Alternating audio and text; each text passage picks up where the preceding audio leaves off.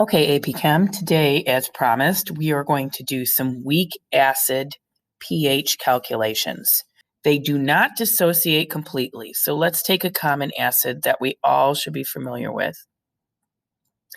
And we should all know how to identify this acid by the time we walk out of chemistry class. This is acetic acid. It is the main component in vinegar. And I'm going to do a two-way arrow. That indicates that this is an equilibrium. That means that does not dissociate completely, and it is a dynamic solution that's producing some H pluses and acetate ions, and it's kind of going back and forth in an equilibrium. Our 6 strong acids are hydrochloric, hydrobromic, hydroiodic, sulfuric, nitric, and perchloric. If it is not one of those 6 strong acids, then it is a weak acid, and you need to do a weak acid problem. Now I can look up the Ka of acetic acid in my reference materials. It'll be given to you in the problems. So the Ka is 1.76 times 10 to the minus 5. Now let's say we did a problem where it said the concentration of acetic acid is 0.275 molar. So you might only be given the concentration of the acid, and you would have to look up the Ka, and we know that it's not a strong acid, so we know that we have to do an ice chart.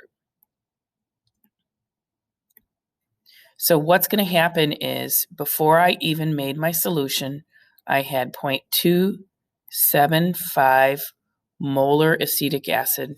Remember that in ice charts, we put molarity.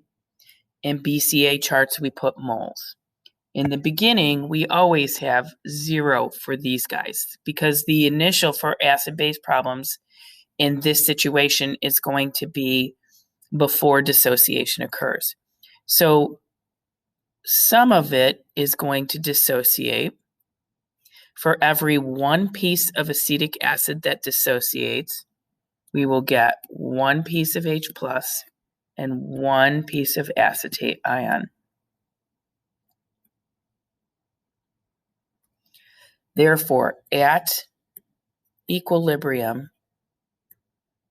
we have 275 minus X, and these are X.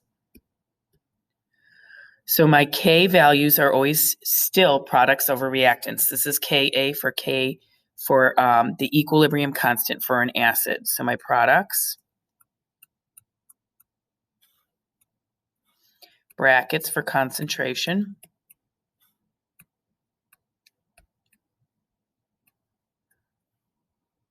over my reactants.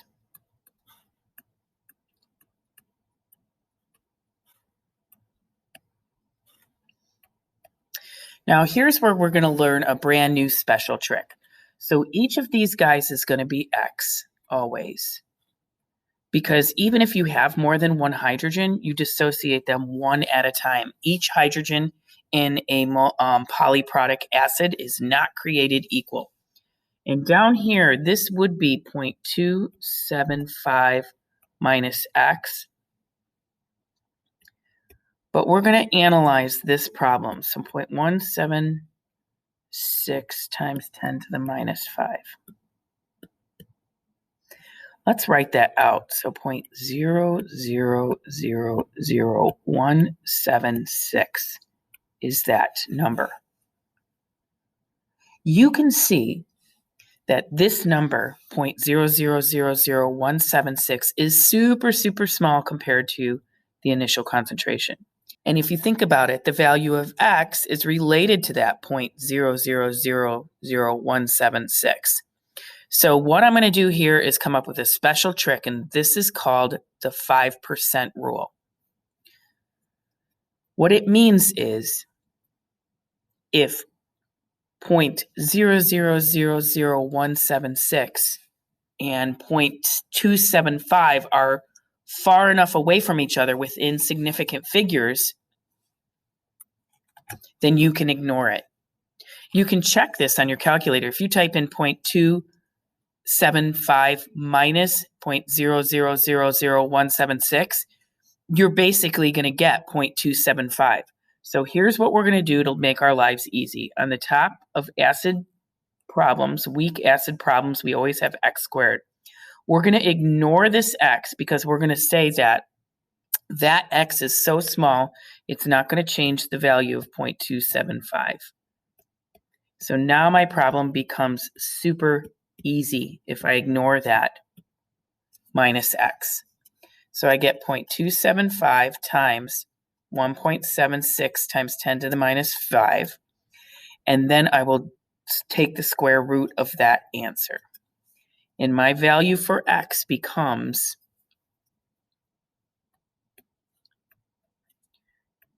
2.2 times 10 to the minus 3. Now, to be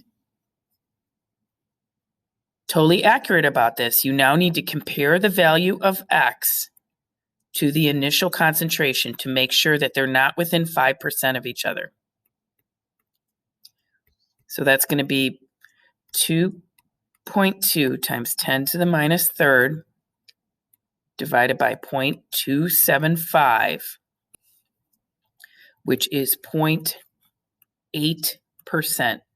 So that is much less than 5%. So we are well within our rights to ignore the contribution that x has to the bottom or the denominator of our problem. So this is our 5% rule. The final value of x divided by the initial concentration times 100 and make sure that it is less than 5%. So now we have a value of x that is reasonable. And I can see the value of x is actually the concentration of H+. So if I'm looking for pH, remember the formula for pH is pH equals the negative log of the concentration of H+.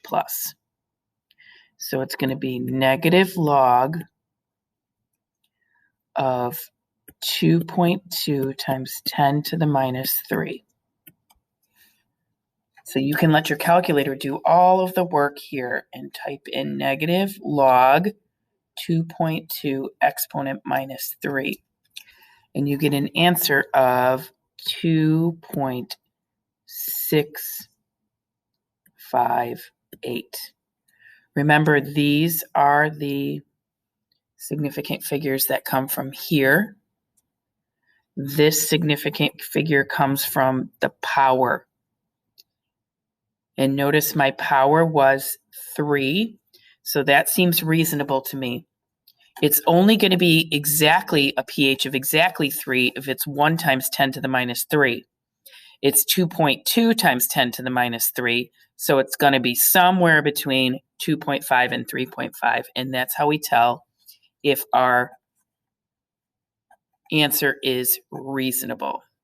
So that's an intro to how we calculate the pH of weak acids.